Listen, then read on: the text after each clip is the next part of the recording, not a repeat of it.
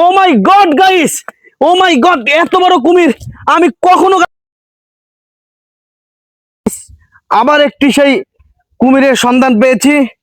এখন আমি আপনাদেরকে এই মুহূর্তে সুন্দরবনের একটি বড় কুমির, যে কুমিরটি নদীর পাড়ে শুয়ে আছে, আমি এখন সেই কুমিরটি আপনাদেরকে দেখাবো। আপনারা আমার সাথে থাকেন এবং কুমির দেখেন।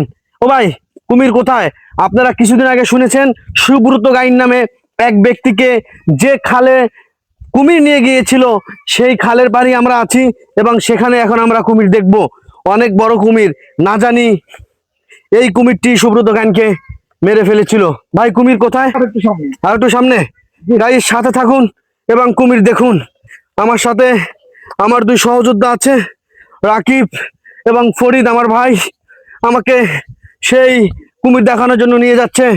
আমি হাঁটতে হাঁটতে অনেকটা হাঁপিয়ে গিয়েছি, শুধুমাত্র আপনাদেরকে একটু কুমির দেখানোর জন্য। গাইস, সাথেই থাকুন, কুমির দেখুন।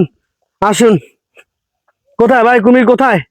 আমি এখন এই মুহূর্তে জঙ্গলের মধ্যে, যেখানে এখন পর্যন্ত কোনো মানুষের পদচারণা পড়েনি, আমি সেখানে চলে এসেছি গাইস আপনাদেরকে কুমির দেখানোর জন্য।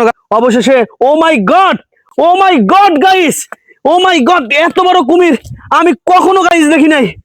এই যে দেখেন গাইস, আমি আপনাদেরকে একটু জুম দিয়ে দেখানোর চেষ্টা করতেছি গাইস, কি বড় কুমির।